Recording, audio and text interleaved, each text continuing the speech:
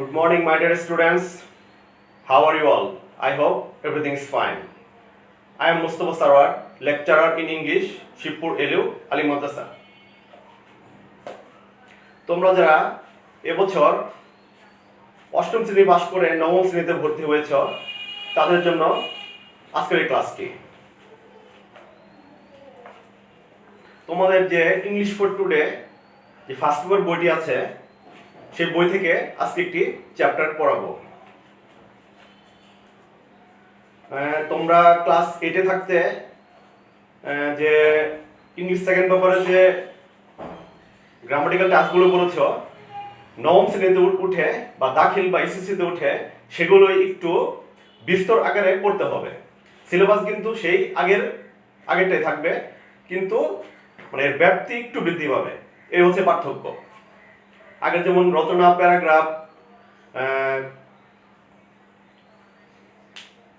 Right form of verbs, তারপরে article, tense, narration, tag question, এগুলো আগের মধ্যেই থাকবে, কিন্তু আগের থেকে একটু জটিলতর হবে জিনিসগুলো, এই হচ্ছে পার্থক্য। তো তোমাদের ইংলিশ ফর টুডে যে মেইন বইটি আছে, বইটি বোধহয় তোমরা পেয়েছো। এবং জানুয়ারিতে তোমাদের সবাইকে নতুন বই দেওয়া হয়েছে।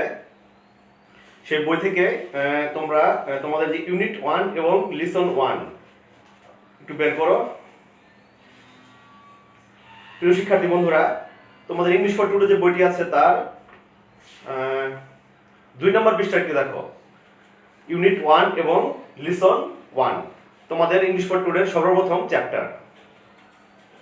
এখানে দেখবে খুব মজার একটি গল্প আছে। গল্পটি হচ্ছে একজন তরুণ লোকের, যে কিনা গ্রামে বাস করত। এই গ্রামে বাস করার ফলে, পরিবারে বাস করার ফলে প্রতিনিয়ত যে সমস্যা এবং ঝগড়াঝাটি সৃষ্টি হতো একটা ফ্যামিলিতে থাকার ফলে, সেই নানা ধরনের সমস্যা এবং ঝগড়া, মারামারি, কাটাকাটি, হানাহানি, মন কালাকালি, এগুলো দেখে এই তরুণ লোকটার ভালো লাগছিল না। তাই সে সিদ্ধান্ত নিল যে সে আর পরিবারে বসবাস করবে না, সে লোকালয় ছেড়ে কোনো একটা জঙ্গলে গিয়ে একাকী বসবাস করবে। তো গল্পটি শুরু করা যাক। খুব মজার একটা গল্প। গল্পটির নাম হচ্ছে ক্যান ইউ লিভ অ্যালোন?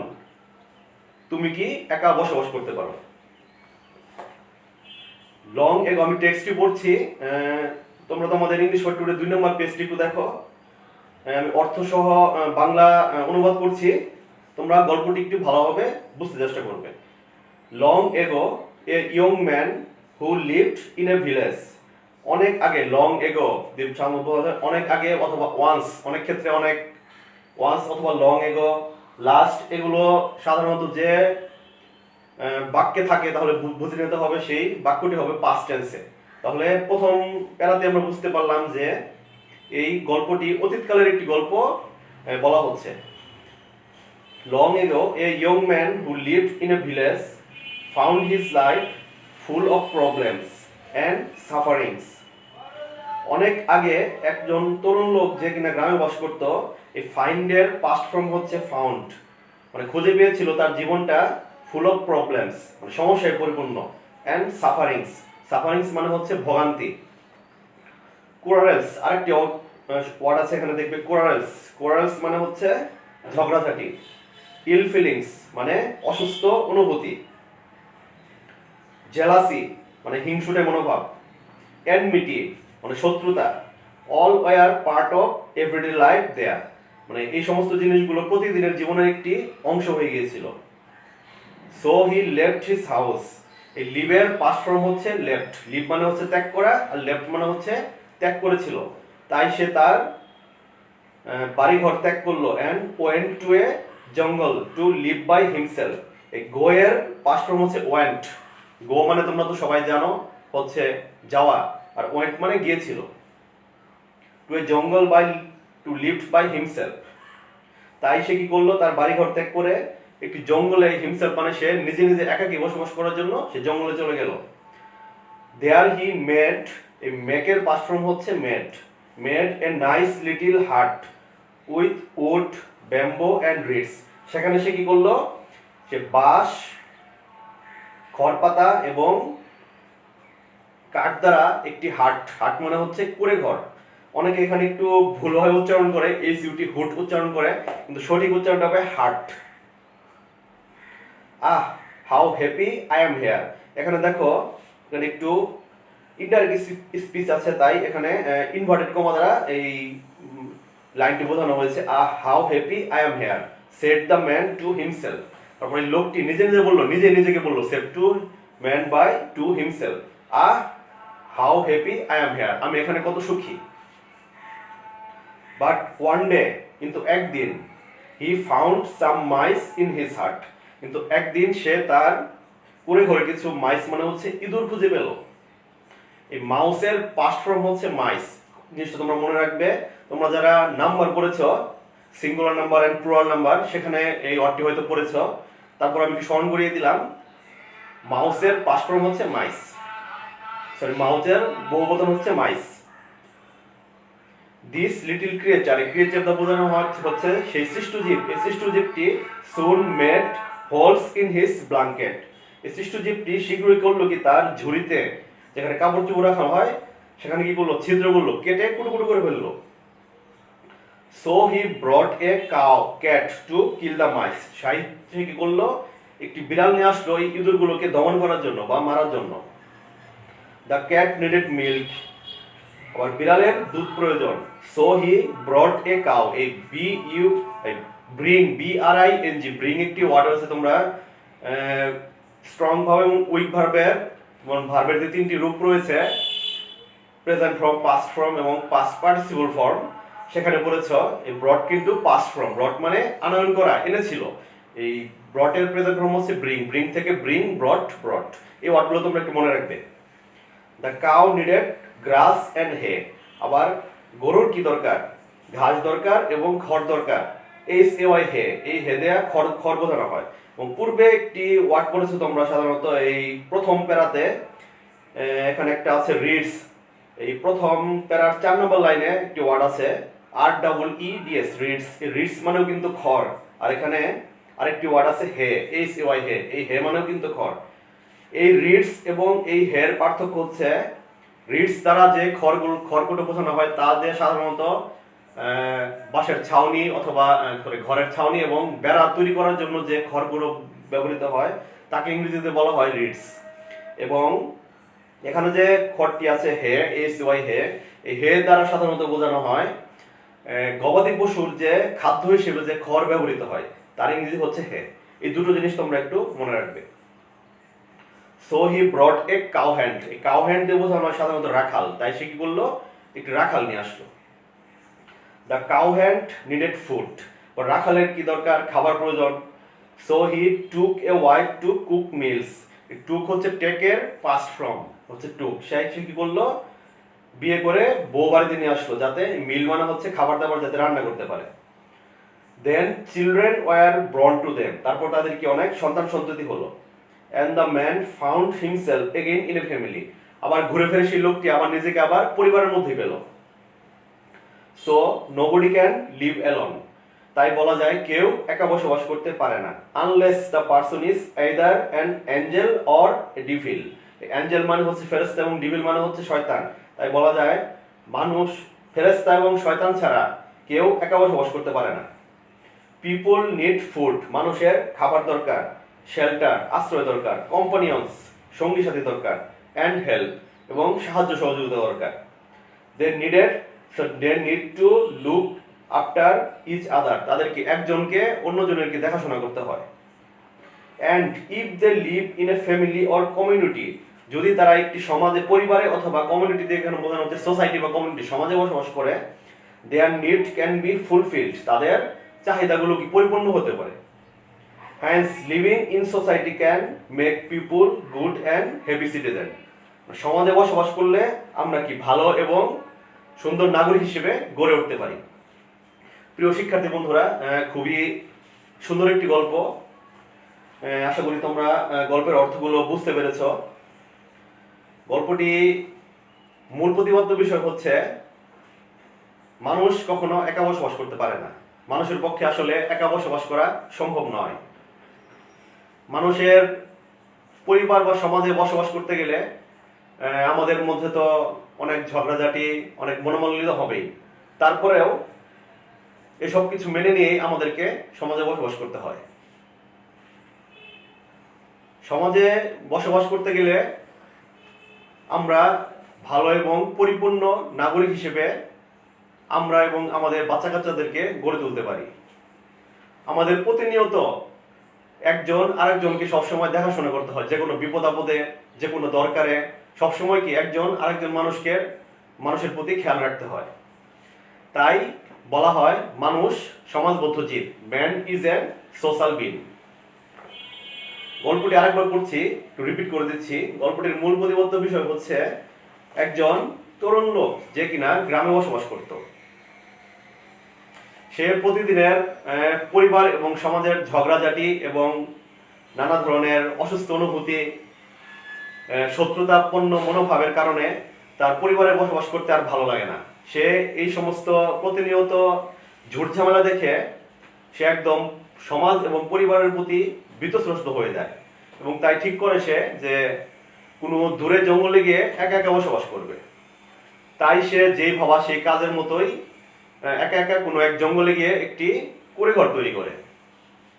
কুঁড়েঘর তৈরি করার কিছুদিনের মধ্যে দেখা যায় সেখানে তার ঘরে ইঁদুরের উপদ্রব দেখা যায়। সেই ইঁদুর দূর করার জন্য সে প্রথমে একটি বিড়াল নিয়ে আসে, কিন্তু বিড়াল দ্বারা হয়তো বা ইঁদুর উপদ্রব থেকে সাময়িক সে স্বস্তি পেয়েছে, কিন্তু বিড়ালের কি দুধ দরকার এবং খাবার দরকার। তাই বিড়ালের দুধের চাহিদা পূরণ করার জন্য সে একটি গরু নিয়ে আসে, যাতে বিড়ালকে দুধ দিয়ে বিড়ালটাকে পালতে পারে। কিন্তু কিছুদিন পরে সে আবার বুঝতে পারে যে গরু পালার জন্য তো একজন রাখাল প্রয়োজন, সে তো গরু পালতে পারে না। তাই সে কি করলো, যেই ভাবা সেই কাজ, তার মতো একজন রাখাল নিয়ে আসলো এই গরুটাকে পালার জন্য। এখন রাখাল নিয়ে আসার পরে সে নতুন একটা সমস্যার সম্মুখীন হতে হচ্ছে। রাখালের তো খাবার প্রয়োজন, রাখালকে রান্না বান্না করে দিবে কে? তাই সে রান্না বান্না করার জন্য বিয়ে করে বাড়িতে স্ত্রী নিয়ে আসে। স্ত্রী নিয়ে আসার পর তাদের আবার বাচ্চা কাচ্চা হয়, সন্তানি হয়, এবং সে ঘুরে ফিরে দেখতে পায় যে সে আবার পরিবারের মধ্যে এসে পড়েছে। এ হচ্ছে গল্পটির মূল প্রতিপাদ্য বিষয়। তো এখানে কিছু কিওয়ার্ড আছে, তোমরা যারা এবছর নবম শ্রেণীতে নতুন উঠেছ তাদেরকে কিছু ডিফিকাল্ট ওয়ার্ডের সাথে পরিচিত হতে হবে। এই ওয়ার্ডগুলো তোমরা মুখস্থ করে ফেলবে অর্থসহ। তো এই চ্যাপ্টারে যে কয়েকটি ওয়ার্ড আছে তা আমি লিখে দিচ্ছি, এগুলো তোমরা একটু বাড়িতে ভালোভাবে স্পেলিং সহ এবং সঠিক প্রনাউন্সিয়েশন সহ। তোমরা জানো ইংলিশের প্রনাউন্সিয়েশন খুব ইম্পর্টেন্ট একটা জিনিস। এই উচ্চারণ যদি সঠিকভাবে করতে না পারো তাহলে ইংরেজির অর্থ কিন্তু ভিন্ন অর্থে মিন করে। তাই তোমরা প্রনাউন্সিয়েশনগুলো আমি যেভাবে পড়ছি, রিডিং পড়ছি, সেগুলো ভালোভাবে একটু বাড়িতে চেষ্টা করবে। আস্তে আস্তে আমি আশা করি সব ঠিক হয়ে যাবে।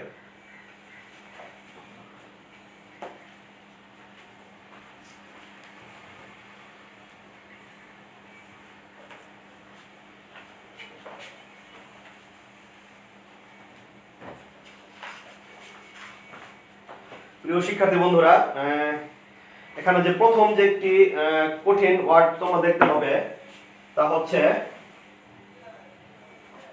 সাফারিংস।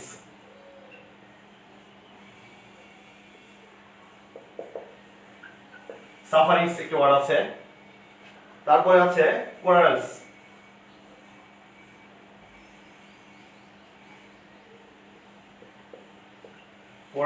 তারপরে আছে জেলাসি,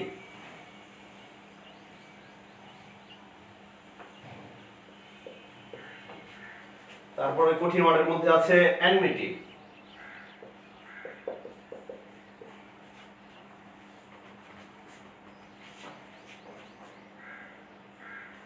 আরেকটি ওয়ার্ড আছে আমি বলেছিলাম গ্রিডস,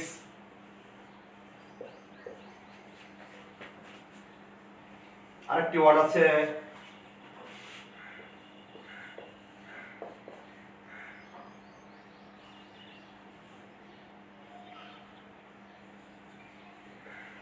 ক্রিয়েচার।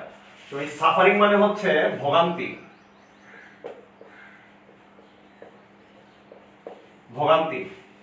কোরালস মানে হচ্ছে ঝগড়া, ঝগড়া। জেলাসি মানে হচ্ছে হিংসুটে মনোভাব।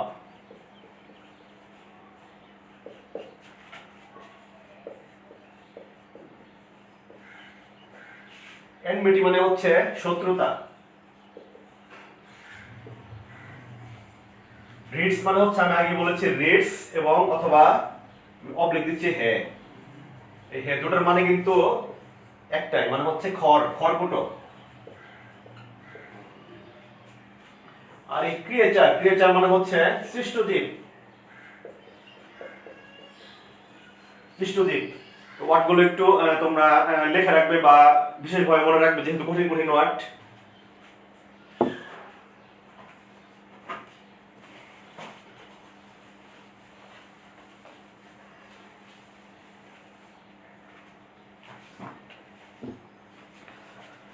এই কঠিনগুলো ওয়ার্ডগুলো একটু বাড়িতে ভালোভাবে পড়বে এবং মনে রাখবে, এগুলো কিন্তু ভুলে গেলে চলবে না। তো তোমাদের যে ইংলিশ ফার্স্ট পেপার আছে, সেখান থেকে 100 মার্কসের পরীক্ষা হবে। পার্ট এ থাকবে এবং পার্ট বি থাকবে। পার্ট এ তে একটি কম্পোজিশন দেওয়া থাকবে, যেমন আমি আজকে যে চ্যাপ্টারটি পড়ালাম, পরীক্ষার প্রশ্নপত্রে তোমরা দেখতে পাবে এই ধরনের একটি কম্পোজিশন থাকবে। কম্পোজিশনের শেষে 7টি এমসিকিউ কোশ্চেন থাকবে। তোমরা যারা অষ্টম শ্রেণীতে পড়েছো, তোমাদের এখানে হয়তো বা 5টি এমসিকিউ কোশ্চেন ছিল বা মাল্টিপল চয়েস কোশ্চেন ছিল, কিন্তু ক্লাস 9, 10 বা এসএসসি পরীক্ষায় এসে তোমরা দেখতে পাবে তোমাদের 7টি এমসিকিউ কোশ্চেন থাকবে, 7 নাম্বার থাকবে।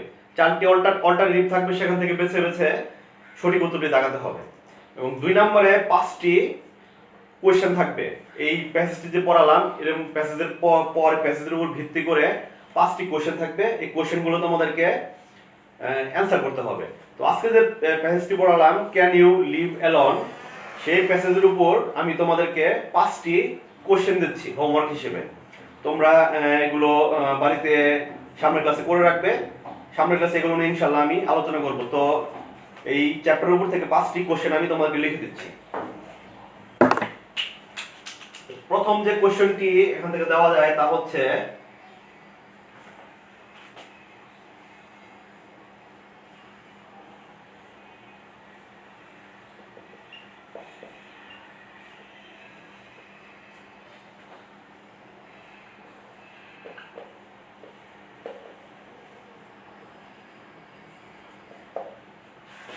why did the man leave his house, মানে সেই লোকটি কেন তার বাড়িঘর ত্যাগ করেছিল। 2 নম্বর কোশ্চেনটা আমি দিচ্ছি,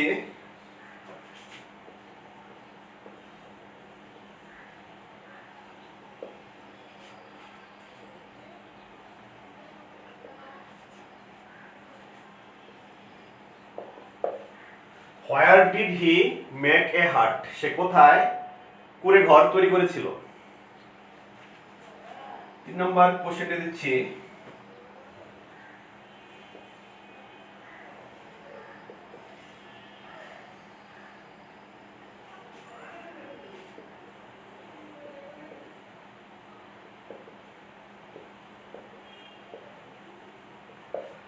was the man happy in his hut, সেই লোকটি মানে সেই তরুণ লোকটি, সে যে কুঁড়ে ঘর তৈরি করেছিল, সেই কুঁড়ে ঘরে সে কি সুখী ছিল না অসুখী ছিল।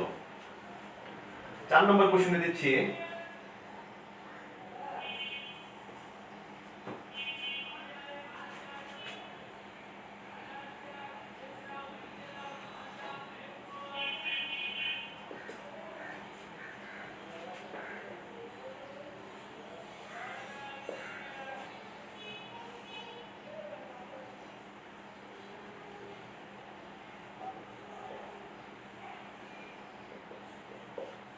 how did he find himself in a family again, সে পুনরায় কিভাবে আবার নিজেকে আবার পরিবারের মধ্যে খুঁজে পেল।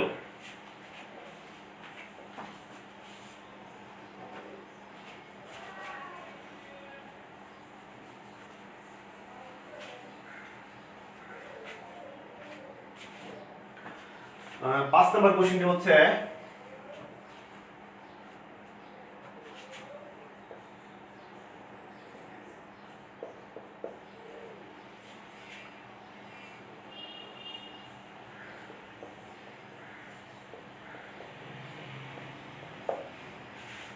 What is the moral of the story? এই গল্পের মূল, মোরাল মানে হচ্ছে মূল প্রতিপাদ্য বিষয় কি?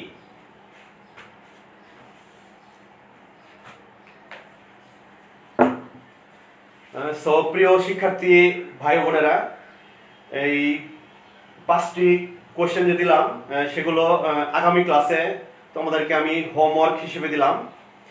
আশা করি এগুলো তোমরা বাড়ির কাজ হিসেবে করে রাখবে এবং গল্পটি আরেকবার বাড়িতে ভালোভাবে পড়বে এবং যে কিওয়ার্ড বা প্রধান প্রধান ওয়ার্ডগুলো আমি দিয়েছি সেগুলো একটু ভালোভাবে মনে রাখবে।